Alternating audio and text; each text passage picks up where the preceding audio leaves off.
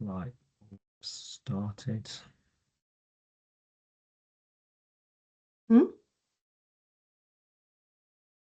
Just No, checking saying the time. it's started. It's kicked off. Just waiting for people to come through. Yeah, we'll start and we'll give people another minute, and if not, we'll Hmm. start for the Hmm. recording because we only got 30 minutes, haven't we? Right. Right. Can see people starting to come through now. Fantastic. Hi, everyone.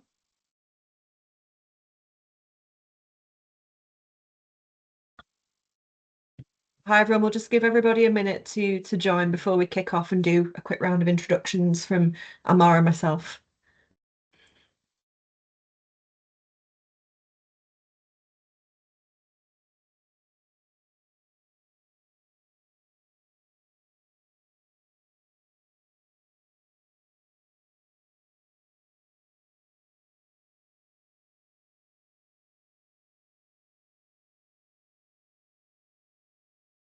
I Okay. think we'll give it I another. think I'm thinking, given the amount of content, we'll we'll start. Yeah, We'll sounds like a certainly start with plan. introductions.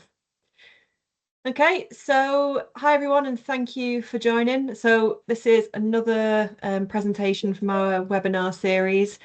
So this is all about how you can use managed service, and the emphasis is on managed service, not support, to elevate your Dynamics solution, what you have in place at the moment, and also, more importantly, to make sure that you're actually getting the return on investment that you initially signed up for when you agreed to go ahead with the implementation.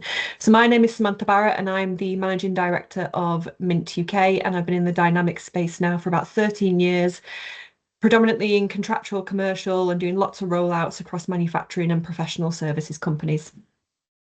Yeah. Hi all. I'm Amar, head of solutions here at Mint UK. Been in the industry for over 11 years now, implementing Microsoft solutions, both partner side and customer side. That's me. Fantastic. Okay, just to mention as well, if you've got any questions, do you just pop them in the chat window and we'll pick them up at the end.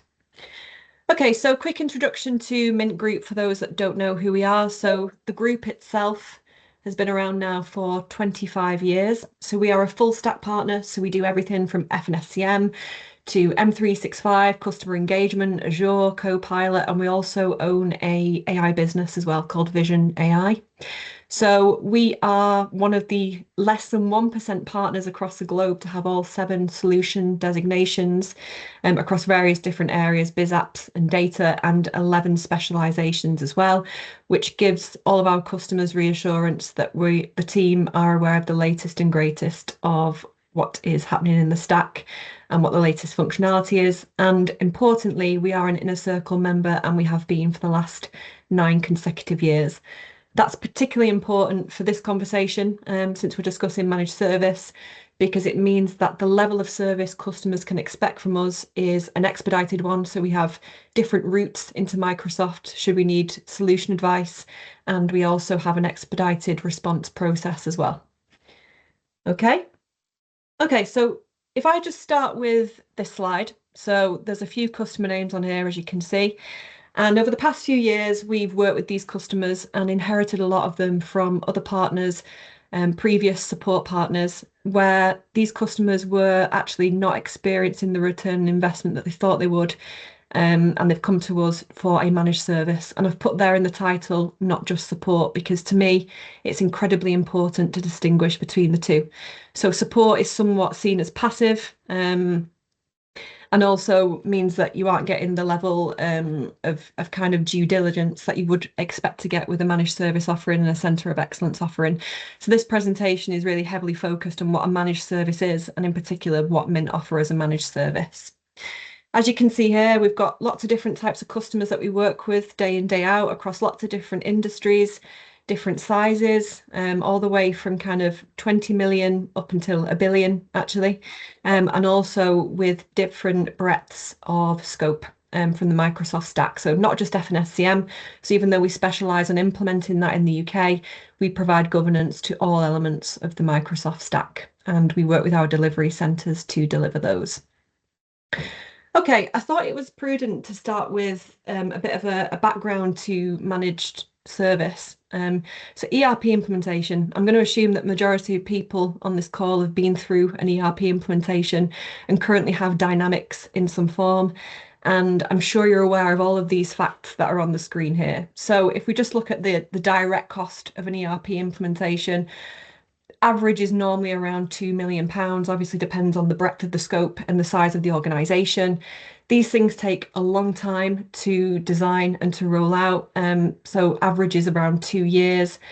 Inevitably, given the amount of internal resource that's required to implement these things, there's a temporary dip in productivity from BAU activities, and there's a lot of hours invested from the business, and not to mention the potential significant risk of transitioning to a new ERP system.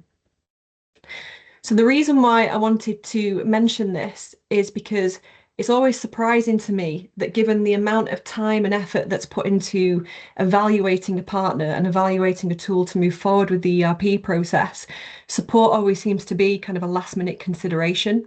So it's something that normally is tagged on at the end of hypercare, or even worse, after the fact.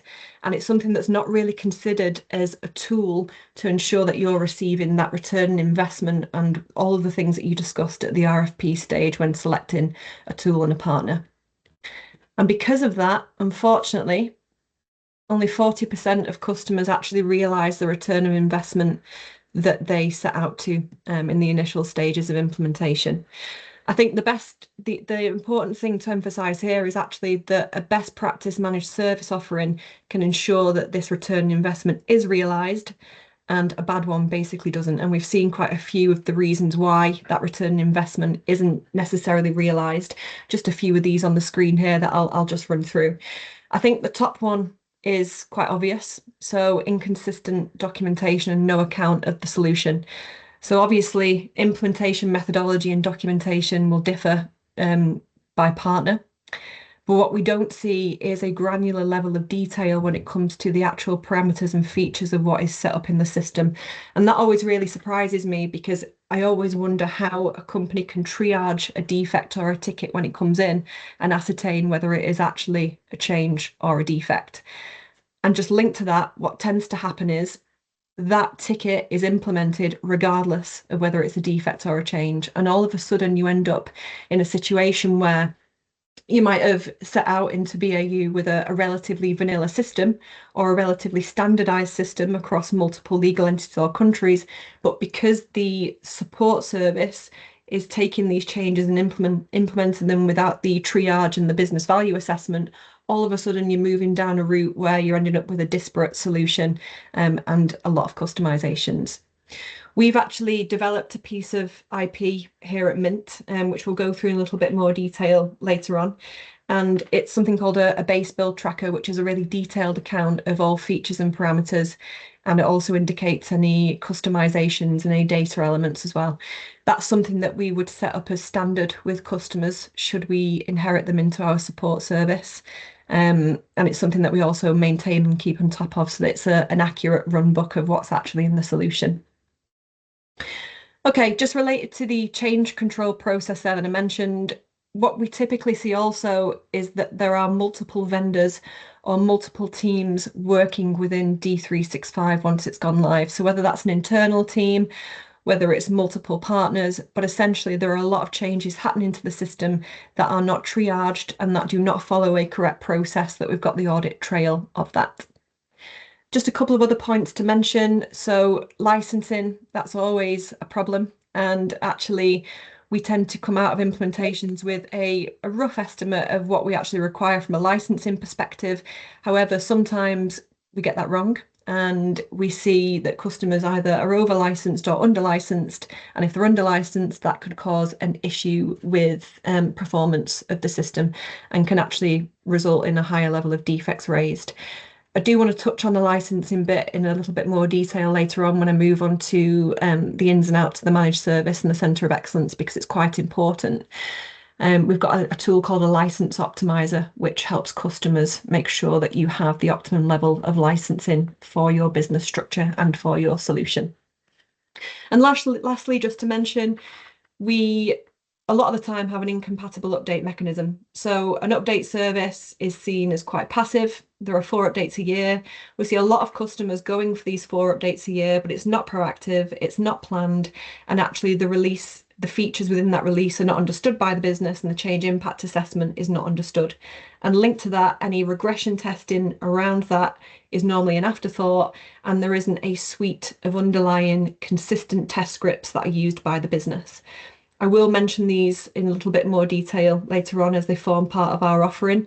The test scripts that we use are closely linked to the base build tracker and the business process mapping that we also complete as part of the Centre of Excellence offering. And it's important to know that these test scripts are industry standard and they can be consumed by a lot of the automated testing tools on the market. So whether that's an RSAT or whether it's a LeapWorks, they are compatible with that. And just to mention that actually most issues surface in the 3 to 6 months after hypercare. Just wanted to reiterate one point on there, Sammy, actually. Yeah. It's quite important. I think we see this situation with a lot of our customers, don't we? It's the quasi-standardization point. And it's really important because businesses do a lot of great work during the implementation to create a new target operating model. They sit down, they look at the goals and objectives that they're trying to achieve and the strategy. And actually, what happens is they end up going into a support model where you have these ad hoc changes that aren't really monitored, aren't really filtered. And what happens is they then start to become in a position where they've moved away from their target operating model Yeah. and they've started to introduce lots of customizations that are not actually giving them that return on investment according to their goals and objectives. And that's something that stands out with the managed service offering that we provide here at Mint. Yeah, you're absolutely correct. There's so many times where we speak to customers and the narrative is always, we've got a vanilla system, there are no customizations. And actually, when we lift the hood on it and we start to complete all of this foundational kind of definition or blueprint, it turns out that actually there are tons of customizations and tons of deviation away from the standard product, but also away from this standard template that, as you say, we spent a lot of time putting into place during the implementation. So that a good managed service is a way of maintaining that and maintaining the principles from that implementation. Okay, so what is a managed service? I've put just 7 boxes up here, so you'll be familiar with the top 5. So that's just kind of what you'd expect from any support offering. So we've got the typical defect resolution, 24/7 access to a ticketing system, database refresh, performance monitoring, update service or any hotfix updates and regression testing, out of hours defect resolution, and Microsoft support. As I mentioned, if you choose to partner with a partner who is in a circle, there is an expedited route and an additional level of Microsoft support that you can expect, which always is valued by our customers. The 2 things that I want to emphasize, and these 2 things form the managed service, is something called the MBPA, which is the Mint Business Process Accelerator, and this Centre of Excellence. So the Mint Business Process Accelerator, if some of you joined the previous webinar that we delivered on Proactive Discover, which is our pre-discovery engagement, is essentially a suite of tools that allow us to define the base of a business and implementation. And at the heart of it all is a 2B business process definition on which the technology is built and on which the solution is formed. That is absolutely critical to have in place alongside the base build tracker, just so that any partner has a really good understanding of the flow of the system and why certain things were implemented. The Centre of Excellence is a subscription service. So this is something that we offer to customers and it allows them to their level of requirement. It allows them to access things like ensuring this foundational documentation is kept up to date. So if there's any changes to the system, whether that's initiated by the business or by the partner, or whether there's a release from Microsoft that changes the foundation of that system, those documents are kept up to date. And that's really powerful because that business process, that 2B business process, forms a foundation for all of the other documentation within the Mint Business Process Accelerator suite. So things like standard test scripts and also training manuals. So you can imagine how powerful it is, if there's an update to the system, if you have a team actively working to make sure your process definition meets that change, and also the suite of training documentation meets that change. It just means that it's easier for a business should they look to onboard a new members of staff, or should they look to acquire another business and they inherit a whole new group of people. It just makes that process much easier. There are also other benefits to the Centre of Excellence, and there's a little bit more detail further on, so I'll wait to that. But essentially, it's all about making sure that that foundational definition's in place and it's kept up to date, and that everybody that's using the system is trained and using it optimally.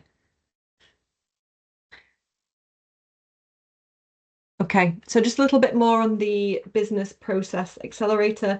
So I've already mentioned the base build tracker, and Amar is going to give us a bit more detail around this. And I've also mentioned the business process taxonomy. If customers work with us from a centre of excellence basis, what we would look to do is put together the base build tracker and the taxonomy and play that back to the business to make sure that we've thoroughly understood what is in the business and how D365 is being used.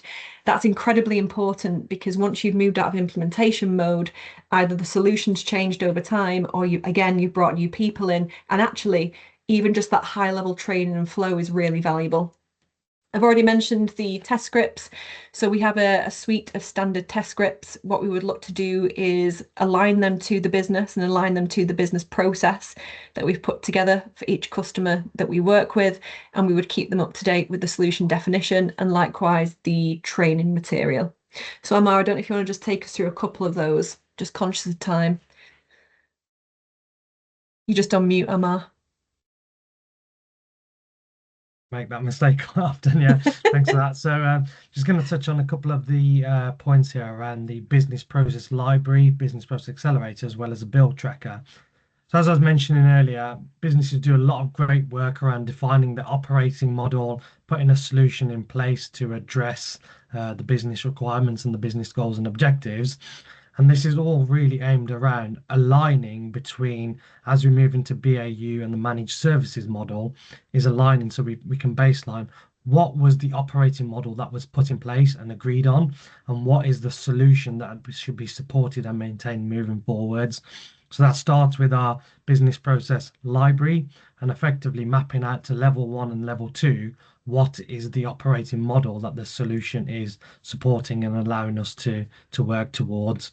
So we have a point in time, a snapshot in time of this is the operating model at level 1 and 2. And alongside that, we introduce our base build tracker, which effectively states at that moment in time what are all the configurations in the system that are supporting us to drive these processes according to the operating model.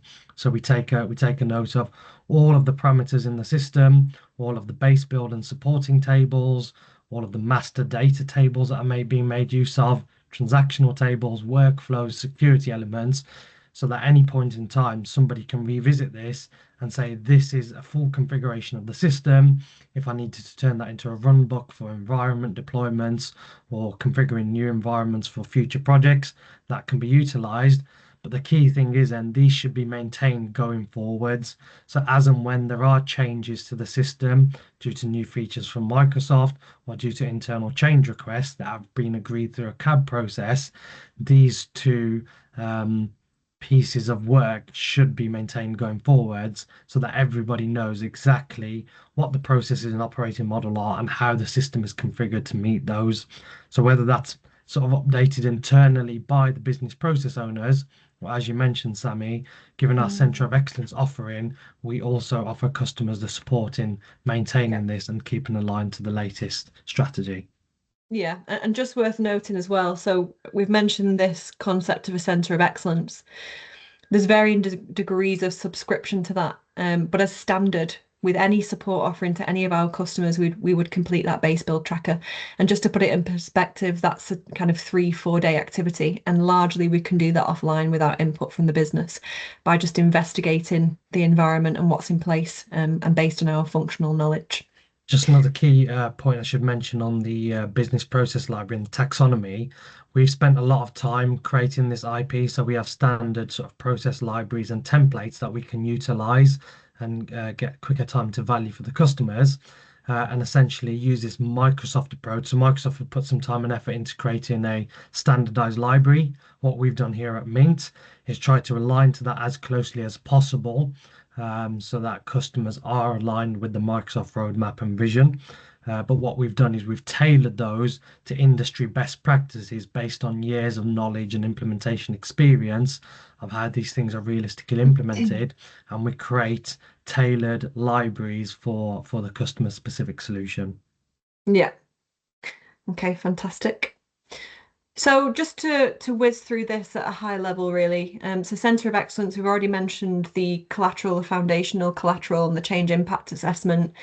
There are other benefits to a customer utilising a Centre of Excellence service. So one is onboarding and training and top-up training.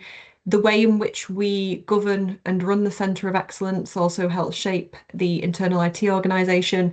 And importantly, there is direct access to functional and technical solution architecture. So if there's anything in the Microsoft roadmap that's coming out, we would have a conversation with our customers and with the business around how applicable that is, and again, what the change impact is, and also how we might potentially amend some of that solution and utilise some of that new functionality.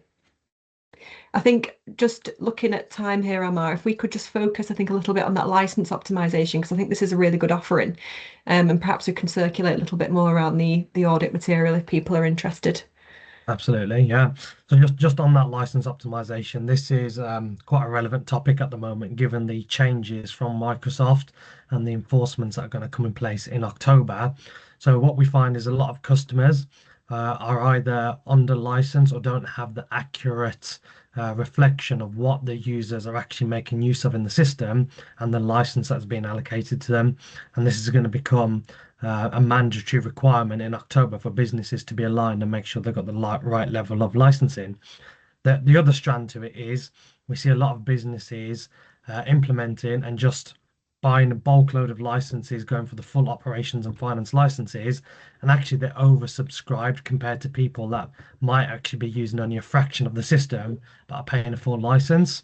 So what we do here at Mint is we offer a license optimization service where we can go in, we can review your current licensing model as well as your security model, because the two go hand in hand. We actually have some clever tools that we work with some of our partners on to provide telemetry insights, which mean we can monitor the system and monitor the real usage from a user perspective. What is it they're actually going in and using on a day-to-day basis? When was the last time they made use of a full license, for example, but actually they don't need that level of licensing, so could benefit from sort of streamlining their licensing spend. So if that's something of interest to the people on the call, it's something that we can start getting insights on today. Thank you. So just to reiterate, some of the natural outcomes from working with the Centre of Excellence, more likely to adhere to this standardisation, this template that customers work so hard to implement and maintain during implementation. It minimises customizations and costly ad hoc changes, which means that you're more likely to benefit from an update service. If we've got this updated foundational suite of collateral, then it means that people are more likely to use the system and know how to use the system. So it stops this scenario where you have off-system processes developing. And I've already mentioned the fact that it allows, or rather it enforces shaping an internal IT organisation based on how that governance is delivered.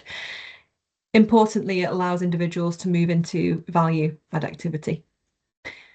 Okay, I've got an example here of one of the customers that I showed on one of the first slides, a company called Searchlight Electric. And the reason why I've pulled this one out in particular is because we have a dedicated webinar with Searchlight. So the customer is going to come on and speak openly around what the business value is they've ascertained from working with Mint and the managed service. So just to kind of set the scene for that future webinar, Searchlight Electric are a manufacturer, so they have a full stack across F&S SCM, C, Power BI, Joule, using a lot of ISVs. So I think there are around 10 ISVs, which actually, if you look at the current standard D365 landscape, a lot of that could be delivered by that landscape.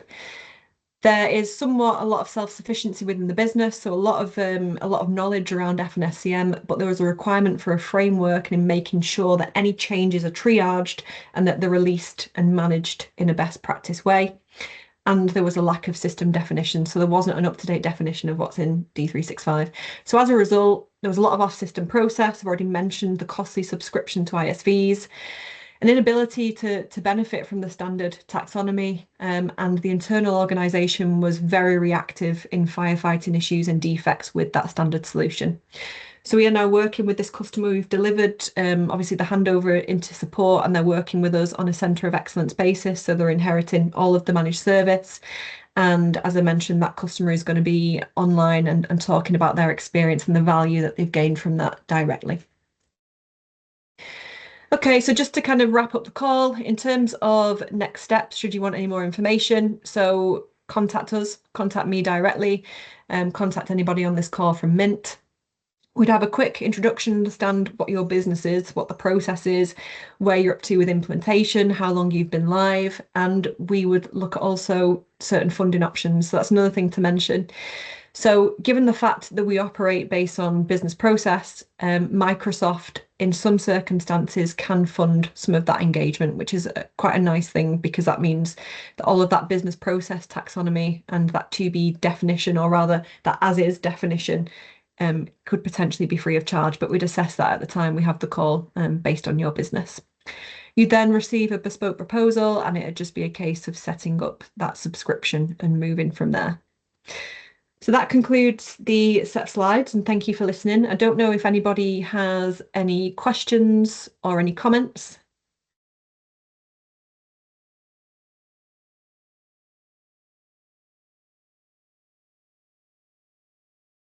Amar, you're on mute if you're talking. I was talking. Just going to check the chat on Q&A if we've got any questions. Doesn't appear that we have at the moment. I know we had a couple of people join slightly later in the webinar. So if Yeah. anybody does have any questions or anything they want to cover again, we've got a couple of minutes to do that. I think whilst we're waiting to see if any other further questions come in, I think reach out to us and let us understand your current situation. And there's a few things that we mentioned on there around technical audits and being able to do an audit of where you are today. So one of the offerings is sort of technical and functional audit to make sure, are you getting the best performance out of the system? Has what you've been implemented according to best practice? Let's say that's integrations, let's say that's customizations. Have they been implemented in the best way, or could you be getting more out of what your system is delivering today? So I think those audits are a really great place to start to make Yeah. sure that the solution that you're going to be supporting from a managed services perspective moving forward is as optimal as possible. And if actually there's some work that needs to be done before moving into that sort of support managed services model, it's always the best time to do it to sort of re-baseline and get the most out of the system as it is today. Wonderful. Okay, cool. Thank you very much, everyone, for joining, and do reach out if you have any questions. Thank you. Have a good day. Cheers all. Take care.